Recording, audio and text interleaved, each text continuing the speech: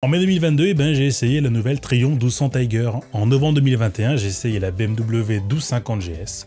Et je me suis demandé si c'était assez intéressant de les comparer. Savoir en fait si la GS, aussi populaire soit-elle, serait vouée un jour à disparaître au profit d'autres choses.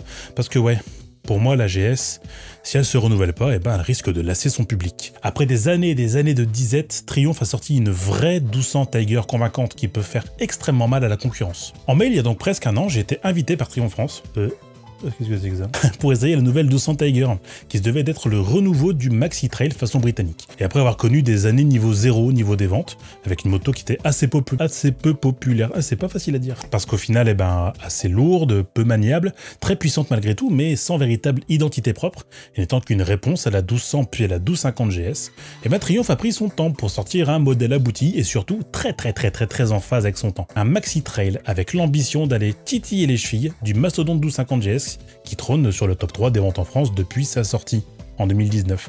Même la 1200 d'ailleurs depuis des années et des années. Même si ça va être un petit peu fouillis, on va essayer de la comparer sur plein de points, mais dans un premier temps, moi ce qui m'intéresse de comprendre, c'est surtout en vérité de savoir d'où l'on vient et quelle est l'aura de ces deux modèles. Bon, pas de surprise, jusqu'à 2022, la 1200 Tiger aurait été une moto n'existant uniquement pour être une réponse façon british de la GS. Quand la 1200 GS sort en 2004, c'est un raz-de-marée qui déferle sur le monde de la moto d'aventure. En 2005, la gamme s'étoffe d'ailleurs en proposant une version Adventure, sans doute plus musclée, plus baroudeuse, plus destinée à sortir des routes. Et chez Triumph, pas de réponse en Maxi Trail. C'est pas un segment intéressant, et seulement à l'époque, il y avait la seule Tiger qui était la 955i, puis ensuite la 1050 Sport en 2009. Jamais je ne t'oublierai. Et la première vraie offensive de Triumph pour créer une gamme, c'est dès 2011 avec les premières Tiger 800, puis 2012 avec les 1200 Tiger Explorer. La volonté de la Tiger Explorer, c'est d'être une anti-GS, plus puissante de 27 chevaux, 137 contre 110, mais aussi plus lourde de 50 kg. Ouais, parce que la 1200 Tiger Explorer, c'était une sacrée enclume, de 259 kg, contre 203 kg à sec pour la 1200 GS. Elle présente alors comme la GS une transmission à cardan et un monobras. Mais les ventes sont extrêmement timides. Là où la GS caracole avec près de 3000 ventes, la 1200 Tiger s'affiche à 354 exemplaires. Et ce sera donc David contre Goliath. Les Britanniques s'efforceront d'étoffer la gamme d'année en année pour tenter d'aller sur les plates-bandes de la GS. En vain. Et pour cause, parce que même si la moto est à gamme de prix équivalente de la GS, le consommateur ne s'y retrouve pas, car la moto n'est pas tant faite pour les chemins. Et en 2013 d'ailleurs, Triumph répliquera en sortant la Explorer XC, mais se heurte en vérité à un poids de taille, son poids justement. 269 kg tout plein fait. Aller dans les chemins avec une telle masse, c'est mission impossible. Et en 2016, Triumph fait alors un grand choix, c'est de sortir une gamme complète de 6 motos. Génial, une moto est égale donc un usage. Mais les noms, c'est un enfer. On se retrouve alors avec des XRT, des XCX, des XRX, des XCA, et vient donc le deuxième problème. Le consommateur, il s'en fout, il veut pas se creuser la tête. Et clairement, il va s'y perdre. Alors c'est super malin de Triumph, parce qu'on sait du coup qu'après, que la gamme XR, c'est pour la route, la gamme XC, c'est pour les chemins, mais après, faire une différence entre une XCX ou une XCA ou une XC, et puis entre une XRT, une XR ou une XRX, c'est trop demandé. Donc ça marche pas bien. Coup de grâce, en 2019, BMW sort la 1250 GS et se retrouve avec de toutes nouvelles armes pour aller étendre son empire. Le Boxer 1250, ce moteur qui, on sait aujourd'hui, est efficace et extrêmement performant, prend plusieurs chevaux et vient donc se gonfler à 126 chevaux, avec un couple toujours aussi démoniaque. Venu en plus se magnifier avec toujours ce télélever, sorte de système qui dissocie le freinage et la suspension, permettant d'améliorer toujours le confort de conduite en adaptant les suspensions en fonction des contraintes de la route et du terrain, et en évitant d'ailleurs que le freinage crée un plongeon déséquilibrant le pilote, puis le paralever qui vient réduire l'effet de levage du cardan ou le raidissement de la suspension pendant l'accélération. Et surtout en vérité une nouvelle arme, le Shift Cam. C'est un système de distribution à calage variable d'admission. En gros, il y a un jeu de cam entre 0 et 6500 tours qui vient favoriser le couple et les bas régimes. Et dès que vous passez les 6500 tours, vous avez une sorte de coup de pied au cul, une cale qui vient activer un autre jeu de cam qui va aller chercher haut dans les tours. Ce qui fait que le moteur de la 1250 GS, il est jamais réellement creux. Et il va chercher toujours sa pleine puissance pour apporter plus de sensations. Et ça, c'est tout nouveau. Et c'est tellement tout nouveau que la 1250 GS va très vite bénéficier d'une aura exceptionnelle. Moto la plus vendue en France si on additionne GS et GSA, moto de plus de 1000 cm3 la plus vendue au monde, faisant alors de BMW l'un des acteurs majeurs du monde de la moto avec en tête de proue cette GS qui démonte toute concurrence sur son passage. On en a d'ailleurs parlé dans la vidéo sur l'évolution de BMW sur les 20 dernières années. Je t'invite à aller regarder ça, c'est très très chouette, c'est moi qui l'ai fait, donc c'est très très bien. Et c'est fou de voir en vérité la différence entre la 1250 GS et la 1200 Tiger, même en 2020. On y va? Ouais, forcément, la 1200 Tiger avant 2022, c'était moyen. Même si malgré tout, eh ben, il y avait quand même quelques bonnes stats. Tu vois, par exemple, 1250 GS de longueur, 2,20 m. Bon, il n'y a pas la taille pour les XRT, parce que oui, on se base sur une XRT en comparaison en 2019-2020. Les motos, quand même, sont assez, je dirais, assez similaires. En largeur, par contre, c'est là où c'est intéressant, c'est que la Tiger 1200 a toujours été beaucoup plus fine que la 1250 GS. La largeur de la 1250 GS, c'est aussi la largeur de guidon, mais également la largeur au niveau du Boxer 1250, qui était quand même assez imposant. Donc là, on a une moto qui est beaucoup plus fine et qui donc peut être beaucoup plus adaptée aux petits gabarits, et ça l'a toujours été. Au niveau de la hauteur, c'est à peu près pareil. Alors là, c'est 1,47 m, mais je pense que c'est 1,47 m avec le pare-brise réglable. Empattement pareil, c'est assez similaire.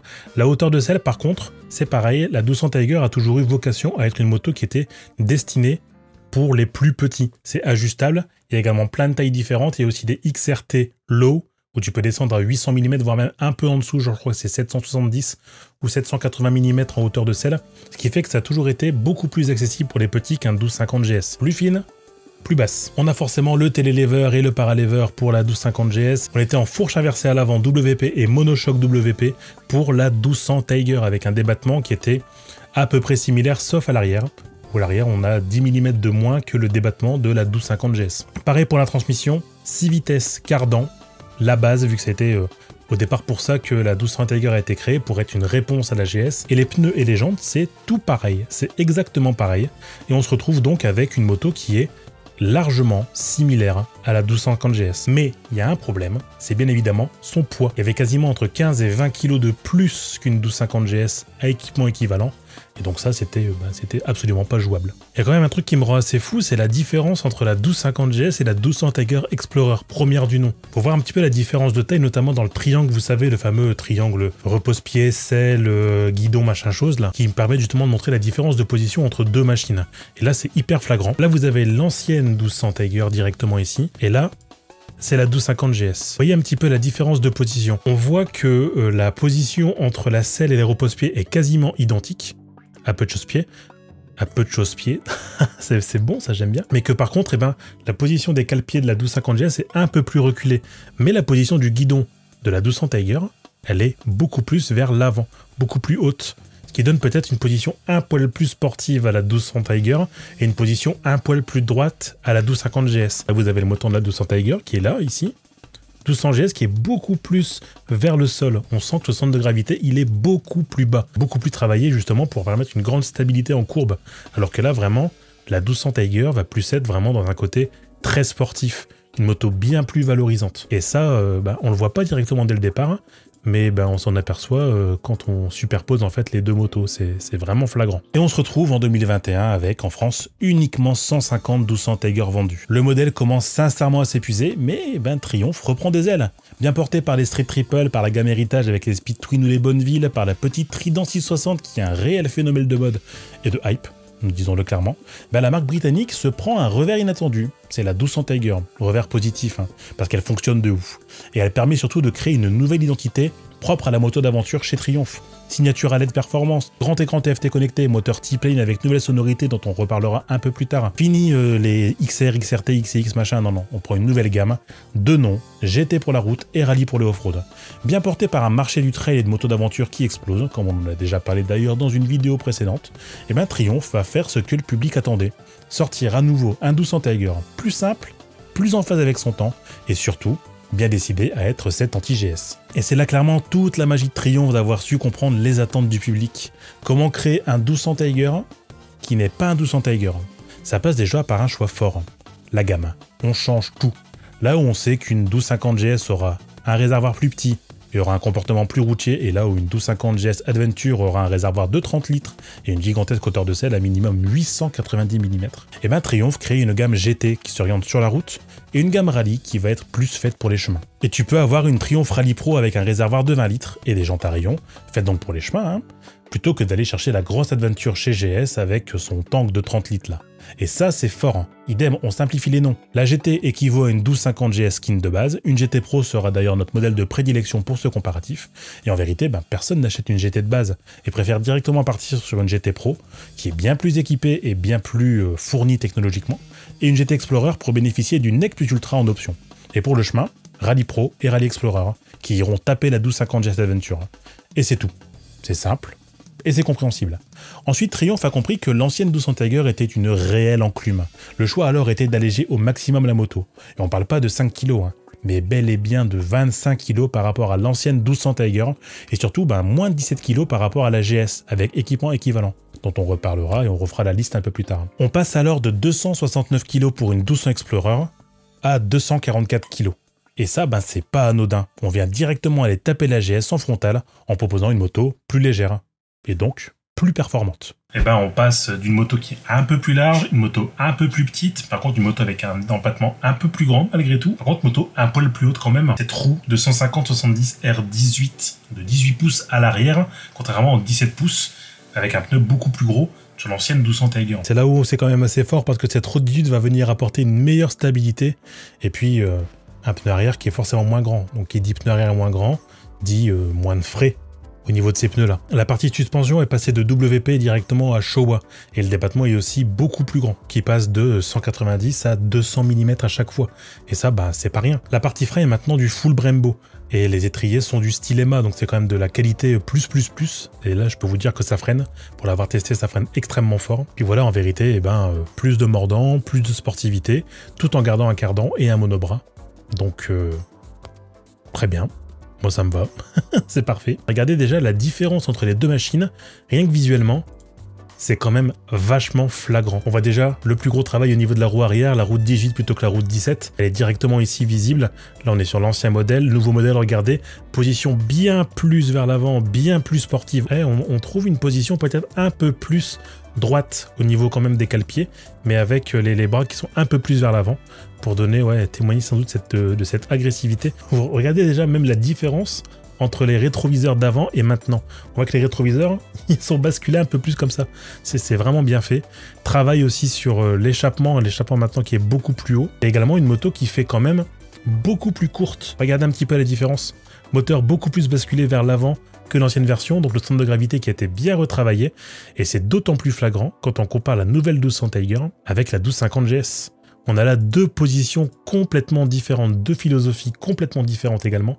Une position beaucoup plus droite sur la 1250 GS, avec une volonté d'aller vers de la polyvalence, vers un maximum de confort, et une position bien plus agressive pour la 1200 Tiger nouvelle génération. Je ne sais pas laquelle des deux versions on va conférer le centre de gravité le plus bas, mais voilà, on sent là clairement deux motos complètement différentes. Et si on vient superposer les deux triangles, tiens justement, hop, on va le mettre en bleu, comme ça vous le verrez mieux. Vous voyez bien là, le triangle de la 1200 Tiger qui est beaucoup plus vers l'avant, alors que celui de la 1250 GS, il est beaucoup plus dans le confort.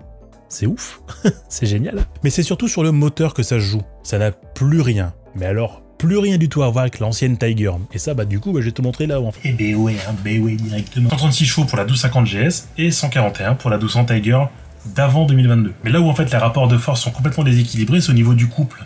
La GS a un couple démoniaque, mais vraiment démoniaque. Et c'est là, c'est ici. Voilà la différence notoire entre la 1200 Tiger et la 1250 GS. Là où justement la courbe blanche, c'est la courbe de puissance de la 1200 Tiger, la courbe rouge étant celle de la 1250 GS. On voit bien qu'il y a un gap à un moment où ça se tient quand même malgré tout jusqu'à 6500 tours minute, et dès 6500 tours minute, la puissance, elle dégringole sur la 1250 GS. Par contre, le couple, il est vachement démoniaque. En bleu, c'est 1250 GS, en gris, c'est 1200 Tiger, et on voit que c'est vachement équivalent, et c'est même beaucoup plus haut pour la 1250 GS, avec ce coup de pied au cul ici à 6500 tours minute pour cette 1250, qui correspond au passage d'un jeu de cam à un autre jeu de cam avec le fameux shift cam, vous savez, la distribution variable de chez BMW. C'est justement là que Triumph va comprendre que cette nouvelle 1200 Tiger, elle avait besoin d'un peu plus de puissance et surtout d'un peu plus de couple pour aller attaquer la 1250 GS. On perd donc environ 4% de la cylindrée, environ 60 cm3 de cylindrée pour gagner 9 chevaux. Donc passer à 150 chevaux à 9000 tours minute, qui du coup met quand même 14 chevaux à la 1250 GS. Un couple qui intervient beaucoup plus tôt, donc une puissance qui intervient beaucoup plus tard. Qu'est-ce qu'on veut faire? attaquer le fameux Shift Cam de la 1250 GS, avec un poids contenu toute option, là c'est toute option, à 245 kg. Donc, beaucoup plus léger que la concurrence. Et c'est là où on voit la différence, notamment, entre l'ancienne Tiger et la nouvelle. L'ancienne Tiger étant toujours en blanc et en gris, la nouvelle Tiger étant ici en orange. Faire un petit peu de couple par rapport à l'ancienne version de la 200 Tiger au démarrage, uniquement au démarrage. Par contre, après, ça continue. La puissance du 3 cylindres sur l'allonge, c'est quand même assez phénoménal. Et la puissance, n'en parlons même pas. Là, on est à des années-lumière niveau puissance. On a atteint, au Dynotest, 148 chevaux sur les 150 énoncés. Et là où, justement, avec la 1250 GS, on va avoir véritablement un combat de titans, et que ce 1250 boxeur à plat contre ce 3 cylindres en ligne, ça va être la guerre du couple. 136 chevaux contre 150, 10% de plus de chevaux sur la 1200 Tiger que sur la 1250 GS. Par contre, il y a moins de couple sur le papier. Parce que quand on regarde les courbes, on voit directement que oui, la courbe bleue de la 1250 GS, elle est beaucoup plus forte. On a le sentiment donc que la moto, elle a beaucoup plus de couple dès le départ, et donc d'être extrêmement puissante, mais alors pas du tout, parce qu'au final, la moto, elle s'effondre toujours à 6500 tours minute en termes de couple. Là où justement, le couple reste constant, ici à 6500 tours minute, et continue jusqu'à la fin de la courbe. Et ça, on ne l'avait quasiment jamais vu chez Triumph. Et donc ça vient donner un nouvel argument de poids à cette 1200 Tiger. C'est que cette moto, elle a de l'allonge. Elle a de l'allonge et elle a beaucoup plus de puissance. Beaucoup plus de puissance que cette 1250 GS. On voit que là, la Triumph, elle arrive directement à décoller de la 1250 GS pour lui mettre une claque. Très clairement. Alors oui, le couple en bas par contre, il est beaucoup plus fort sur la 1250 GS, mais en même temps, on le sait, vu que le boxeur a toujours tendance à taper beaucoup plus en bas des tours. Mais là où Triumph a été quand même assez phénoménal, c'est regarder la constance du couple et la linéarité de la puissance. On a le sentiment que là, on a affaire à une sérieuse prétendante. Là où on peut préférer rouler au couple avec la 1250 GS, qui est encore devant sur ce secteur, la 1200 Tiger, elle met une tannée en puissance brute à la BM, qui se voit donc relayée au second plan. Oui, je peux le dire, une Tiger sera plus joueuse et retrouvera presque le couple de la GS au démarrage, là où le Shift Cam était une réelle option contre l'ancienne 1200 Tiger Explorer, la nouvelle Tiger de 2022 aura signé l'exploit d'avoir sa puissance et son couple beaucoup plus tôt, et surtout d'être plus coupleuse en conditions réelles que la GS. Et ça c'est ouf. Et ça c'est grâce à la nouvelle arme de Triumph, le T-Plane.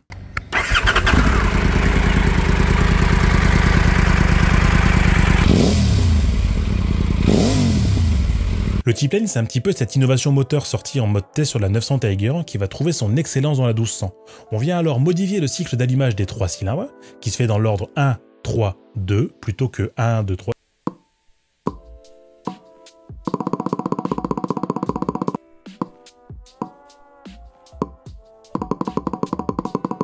Ce qui confère un nouveau caractère moteur et du couple à bas régime. Et surtout, et ça c'est le gros argument, une sonorité qui est complètement différente, ajoutant au sifflement typique du 3 cylindres un son rauque et brut, rappelant fortement celui d'un bicylindre en ligne.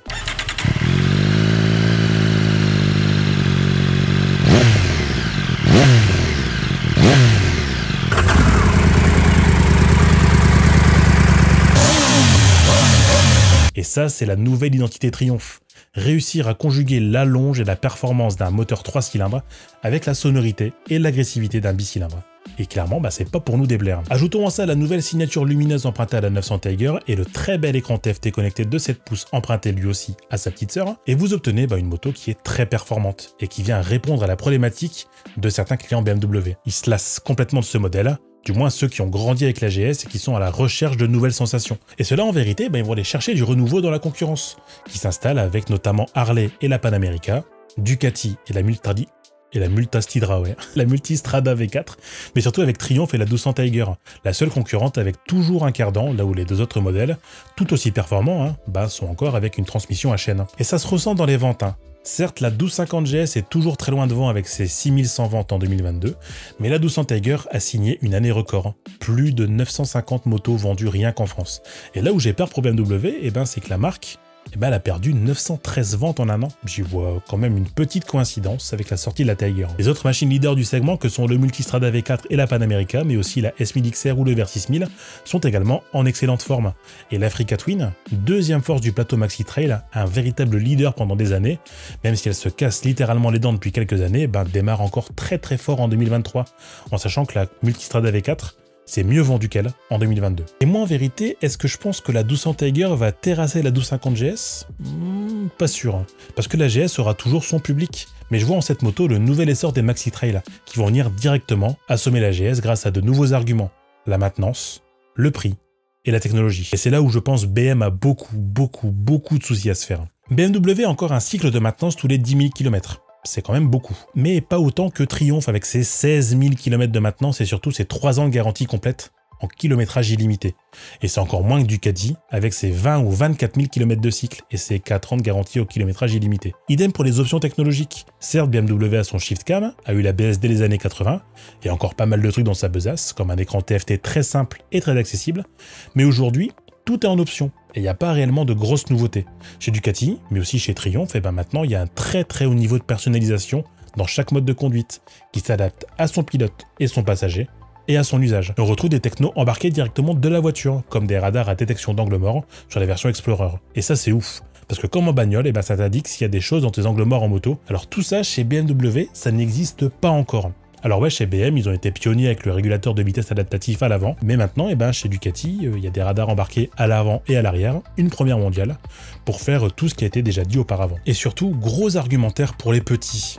Oui, il y a des innovations aussi pour vous les petits, hein. Le trail c'est pour vous. Avec le système Skyhook de Ducati, ça permet au conducteur de réduire la hauteur de la moto à l'arrêt, et ça rend plus facile et plus sûr la pose des pieds au sol en ville, ou lors de manœuvres à basse vitesse, surtout avec un passager à bord. Et dès 70 ou 80 km/h passés, la moto se rehausse. C'est dingue! Ça veut dire qu'aujourd'hui, une moto devient plus petite pour justement permettre aux petits gabarits d'aller sur des grandes motos, et ça se rehausse. Et ça, c'est une très bonne innovation. Ça veut dire que la moto d'aventure, elle commence à aller vers les petits. Mais surtout, aujourd'hui, l'argument en faveur de Triumph, notamment, c'est les options incluses dans une GT Pro. Système keyless, 5 modes de conduite, capteur de pression des pneus, shifter, feu à LED auxiliaire, ABS en courbe, sabot moteur, protège-main, béquille centrale, régulateur de vitesse, poignée chauffante, port USB sous la selle, commodo rétroéclairé. Et là, vous devez vous dire, ouais, mais regarde, une BMW, pareil, quand tu mets des options sur la GT Pro, c'est de série. Dernier argument qui corrèle tout ça, d'ailleurs, c'est le prix. Une GT Pro, ça coûte 21 395 € en 2023. Alors oui, certes, une 1250 GS va coûter 19 890 € neuve, nue. Mais comme la GT normale, qui va elle coûter 19 100 € nue, sans aucune option. Une 1250 GS avec option équivalente énoncée plus haut, là, le keyless et tout le bordel, va coûter 25 600 €. Donc 4 000 € plus cher, et peser 262 kg. Et donc on arrive aux 17 kg en plus sur la balance. Et c'est là toute la force de Triumph, avoir créé une moto d'aventure faite pour tous, moins chère que la concurrence, et plus dotée technologiquement, avec de réels arguments pour aller de l'avant. Et l'essai de cette 1200 Tiger, j'en ai pensé quoi?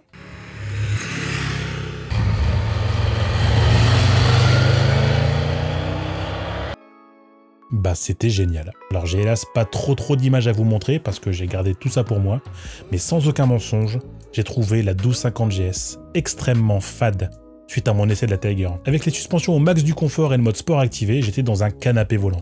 Un canapé volant qui va très vite. Le style du Tiger, plus agressif, plus fin qu'une GS, saura s'adapter à tous les gabarits avec aisance. Alors certes, les dimensions des pneus sont plus petits, mais j'ai senti une réelle agilité, une vraie polyvalence complète à rouler avec cette moto. Pour avoir fait un petit peu de tout-terrain, c'était également très joueur, bien qu'un poil lourd. Après bon, j'étais pas forcément en confiance et j'ai jamais fait de tout-terrain avec une GS. Alors ouais, nous sommes d'accord, le centre de gravité de la GS sera toujours plus bas que les autres motos, accordant alors de la stabilité et de l'aisance en courbe. Mais là où ils sont forts, c'est que la Tiger a aussi réussi à descendre son centre de gravité et a réussi à trouver la formule en vérité pour aller gratter quelque part de marché. Et je suis convaincu que la moto va encore en prendre en 2023. Tant elle a l'argumentaire pour être le produit phare de Triumph sur ce segment du maxi trail. Alors oui, en janvier 2023, il s'est vendu 370 GS contre 46 Tiger. Oui. Mais n'oubliez pas que c'est pas parce qu'une moto est mieux vendue qu'elle est forcément meilleure. Si la GS a de meilleures ventes, c'est parce que pendant des années, elle a été la seule moto réellement intéressante sur ce secteur pour aller créer de la polyvalence pour celui qui veut faire de la conduite sportive avec un trail performant ou du road trip en duo. Tout comme la RT avait réussi à faire en cannibalisant les routières, la GS a été cette moto qui a dompté une catégorie entière et même un classement entier puisqu'elle est top 1 en France et presque top 1 partout dans le monde, au-delà des 1000 cm3. Pour autant, est-ce qu'une 1200 Tiger aurait l'étoffe d'aller stopper la folle ascension de la GS? Pas certain. Mais en tout cas, ce qui est sûr, c'est qu'elle a le prix, les spécifications, les options, le moteur et le look que n'a pas la GS. La nouvelle 1200 Tiger, c'est bien plus qu'une anti-GS. C'est celle qui lancera l'offensive. C'est celle qui a compris comment aller chercher des frustrés des bécanes allemandes, et c'est celle qui se réinvente en comprenant les besoins et les attentes du consommateur. Et c'est clairement, pour moi, l'une des meilleures motos, au moins l'une de ces motos qui me donne le plus envie d'aller voyager et de partir au bout du monde. Oui, la 250 GS aura bien du mal à ressortir indemne de cette bataille du Maxi Trail. Bon voilà, c'est la fin de cette vidéo, merci à tous de l'avoir regardé. Dites-moi ce que vous pensez de bout de cette 200 Tiger, moi je la trouve qu'elle est, voilà, vous l'avez vu, elle est formidable, et je pense qu'elle va permettre réellement à beaucoup d'adorer le trail, et d'aller chercher une vraie moto polyvalente, à la fois calme et sportive, à la fois polyvalente et techno. J'adorerais pouvoir tester en longue durée cette machine, si d'ailleurs Trion voit cette vidéo, vous avez mes contacts. Si vous avez des questions, plein de choses à dire, je serai là pour y répondre, et comme d'habitude, si vous avez trouvé le sujet cool, pouce bleu, commentaire, partage, et c'est super important pour la chaîne. Et puis on se retrouve bientôt pour de nouveaux sujets et des essais. Merci à Trion de m'avoir laissé tester cette moto en avril 2022, désolé d'avoir pris du retard sur la vidéo, mais j'avais tellement de choses à faire avant. Excusez-moi. C'était Valoutre, et ciao!